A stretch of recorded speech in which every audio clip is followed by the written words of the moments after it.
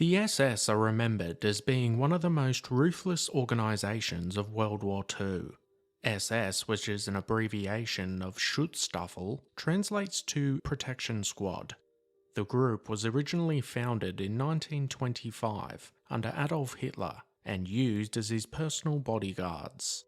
As the Nazi Party grew larger and larger, so did the ranks of the SS.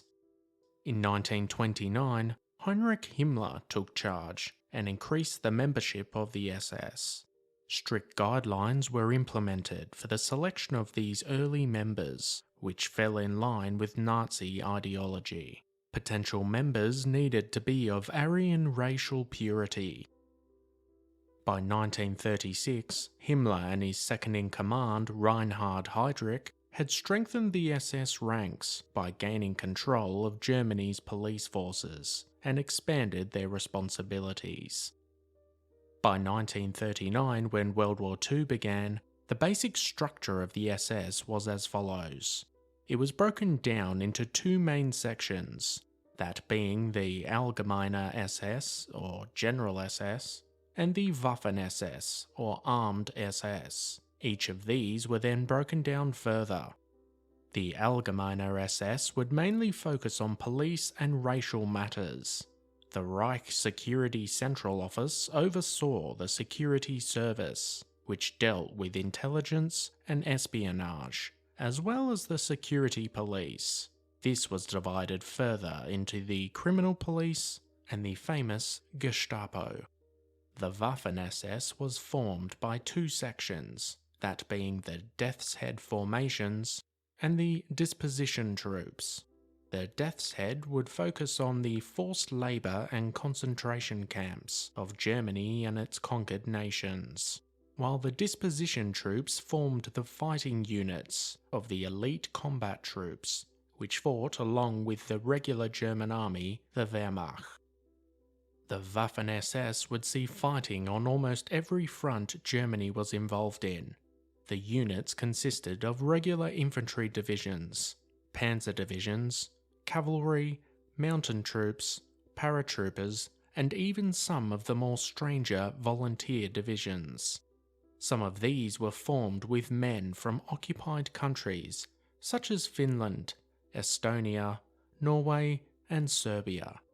There was even a unit called the British Free Corps, which consisted of British prisoners of war which had been recruited by the Germans to fight in the Waffen SS. The 36th Waffen Grenadier Division was comprised of convicted criminals, including murderers, rapists, and thieves. They were removed from prison and sent to various locations, such as Poland and the Eastern Front, to stem local uprising and partisan movements against the Germans. As the war progressed and Hitler's obsession with strange and new technologies increased, the SS would be some of the first combat units to receive new weapons. This included the Sturmgewehr 44 assault rifle and the Gewehr 43 semi-automatic rifle. The panzer units were also provided with the newest tanks, such as the Tigers and Panthers. With this new weaponry and the fanatical thinking of the SS, their reputation amongst some Allied soldiers was one of fear. Many of the units had a reputation of fighting to the death and being more than willing to get involved in hand-to-hand combat. The Waffen SS would take part in some of the most famous battles of the war, including the Battle of Kursk, the Defense of Normandy following the D-Day invasion, and the Battle of the Bulge. Heinrich Himmler had a particular obsession with the occult.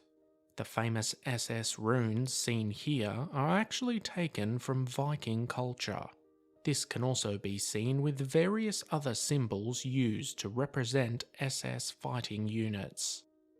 SS members would often be presented with special swords, daggers, or pieces of jewellery, with symbols to represent and pay homage to Himmler and Hitler's fascinations. Famously, the skull and crossbones would feature on the visor caps of SS officers. Despite their elite training and weaponry, make no mistake, The Waffen SS and SS in general were responsible for some of the most despicable acts committed during the war. They were the perpetrators of numerous massacres against not only civilian populations, but also against Allied soldiers, with numerous stories of prisoners of war being executed following capture. The Waffen SS would be some of the last German units to surrender to the Allies. Following the war, many of their crimes would be revealed, and those that didn't flee the country were tried at the Nuremberg Trials. Several were sentenced to death, with some serving various terms of imprisonment. Heinrich Himmler would commit suicide in Allied custody before having the chance to see a courtroom.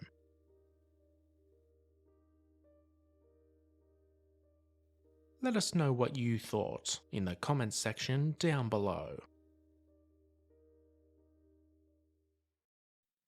As always guys, thanks for watching. Be sure to hit that subscribe button if you want to expand your knowledge and join the growing Premier History community.